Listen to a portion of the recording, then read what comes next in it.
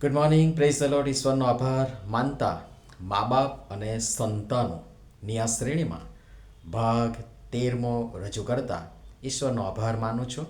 અને આજે ફરીને એકવાર એ જ વચન જે આપણે પાછલા 2 દિવસથી જોઈ રહ્યા છે, અને એ તો એ છે, બાળકે જે માર્ગમાં ચાલવું જોઈએ તેમાં ચાલવાનું તેને શિક્ષણ આપ, એટલે તે વૃદ્ધ થશે ત્યારે તેમાંથી ખસશે નહીં. નીતિવચનોનું પુસ્તક તેનો 22મો અધ્યાય અને તેની 6ઠી કલમ. આજનો વિચાર: ખ્રિસ્તમાં અતિ પ્રિયવાલા મિત્રો, પ્રભુ ઈસુ ખ્રિસ્તના સામર્થ્યવાન નામમાં આપ સર્વને સવારની પ્રેમભરી સલામ. બાળક પર સીધી અસર તેના મા બાપની પડે છે, ને મોટાભાગની હકારાત્મક કે નકારાત્મક છાપ કે છબી અથવા પ્રતિકૃતિ મા બાપની જ બાળકમાં આવે છે કે પડે છે. ક્યારેક અપવાદરૂપ કિસ્સામાં સૌમ્ય, સંસ્કારી, નમ્ર, સેવાભાવી, વિશ્વાસુ મા બાપનું સંતાન જગીક બાબતોમાં ફસાય, અટવાય, ખોવાય, ખોટા માર્ગે પણ જાય છે. તો બીજી તરફ નકારાત્મક જીવન જીવેલા અથવા તો જીવનાર મા બાપનું સંતાન સંસ્કારી, નમ્ર, વિશ્વાસુ પણ હોઈ શકે છે. જેમના મા બાપ જવલ્લે જ સંગતમાં, ચર્ચમાં વગેરેમાં ભાગ લેતા હોય અથવા જોવા મળતા હોય, તેમનું સંતાન પ્રભુને જીવન સોંપે અને સેવા કરે એવું પણ બનતું હોય છે. તો બીજી તરફ જીવનભર સંગત, ચર્ચ, આધ્યાત્મિક જીવન જીવનાર મા બાપનું સંતાન અવિશ્વાસુ, અનિયમિત, વ્યસની હોઈ શકે છે. ને આવી બધી બાબતો સાંપ્રત સમયમાં મોટા પ્રમાણમાં જોવા મળે છે. એનું કારણ છે કે બાળકે પોતાના મા બાપનું ખૂબ બહુ જ નજીકથી જોયેલું જીવન છે, જે તેને કાં તો સારા વિશ્વાસી બનાવે છે, કાં તો કટ્ટર અવિશ્વાસી, વ્યસની, ક્રૂર, ઘાતકી, ઉદ્ધત, ઉડાવ વગેરે બનાવે છે. જે બાળક રોજ આ બહુ ગંભીર પ્રશ્ન અને સમસ્યા આપણા સાંપ્રત સમયના કુટુંબોનો બહુ મોટો પ્રશ્ન આપની સમક્ષ મૂકી રહ્યો છું.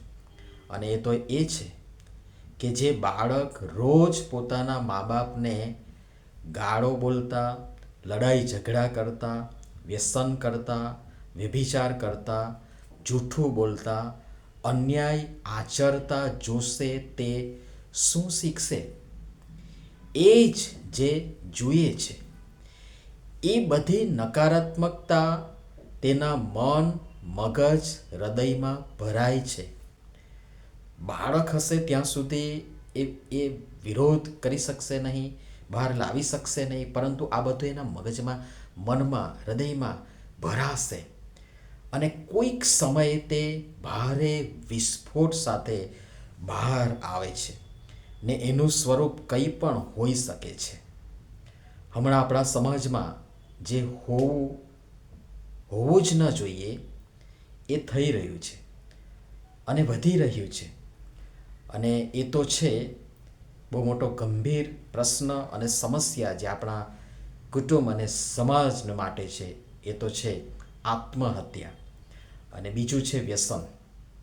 આ સિવાયના પણ ઘણા બધા કારણો અને પરિબળો છે, પણ આ 2 બહુ મોટા પ્રશ્નો અને સમસ્યા આજના સમયમાં આપણા કુટુંબોને માટે છે. વ્યસન અને બીજું છે આત્મહત્યા. મોટા ભાગના જે નકારાત્મક જીવન જીવતા મા બાપ છે એનું આ કારણ છે કે હશે, એવું મારું પોતાનું માનવું છે. અને આ અતિ ગંભીર સળગતી સમસ્યા પ્રત્યે આપણે સભાનતાપૂર્વક આ દિવસોમાં વિચારવું રહ્યું.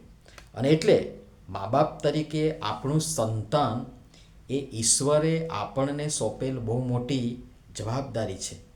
અને તેના ઉદ્ધાર કે ઉધ્વગતિ માટે તથા તેના નાશ કે અધોગતિ માટે પણ ક્યાંક ને ક્યાંક આપણે જવાબદાર છીએ. એ વાત યાદ રાખી આપણું સંતાન નાશ ન પામે, કિંતુ જીવન પામે અને બચે, એ દિશામાં આપણા પ્રાર્થના સહિતના પ્રયત્નો હોવા જોઈએ. અને એ માટે તેમને શિક્ષણ આપવા તેમની આગળ પ્રથમ મા બાપ તરીકે આપણે સ્વયં આદર્શ નમૂનો મૂકવો પડશે.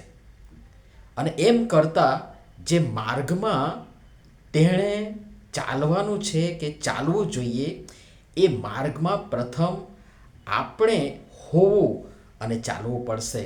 તો મને લાગે છે કે આપણું બાળક આપોઆપ એ માર્ગમાં આપણી પાછળ આવશે.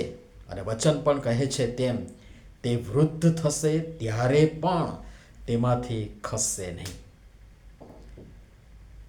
પણ દુઃખની વાત જે ફરીથી હું આપની સમક્ષ મૂકીશ કે આપણા બાળકો વૃદ્ધ તો ઠીક, યુવાવસ્થામાં અને ક્યારેક કેટલાક કિસ્સામાં કિશોરાવસ્થામાં જ ખસી જતા, ભટકી જતા, નાશ તરફ ધકેલાતા હાલ જોવા મળી રહ્યા છે. ને એનું કારણ કદાચ આપણને સાંભળવાનું કે વાંચવાનું નહીં ગમે, મને ખબર છે, પણ છતાં પણ હું કહીશ કે એનું કારણ હું અને તમે આપણે જ છીએ. કારણ કે આ જગતની દોડધામ, દેખાદેખી, ખોટી ને દંભી છેતરામણી હોય શું અને બતાવે શું વાળી છેતરામણી જીવનશૈલી અને આપણી અત્યારની ભાષામાં લાઈફસ્ટાઈલ, એને બદલવી પડશે. જો આપ ખુદ મા બાપ તરીકે પ્રભુના માર્ગમાં છો અને ચાલો છો તો અભિનંદન, અને જો નથી તો હજી સમય છે. પાછળથી પસ્તાવાનો વારો ન આવે.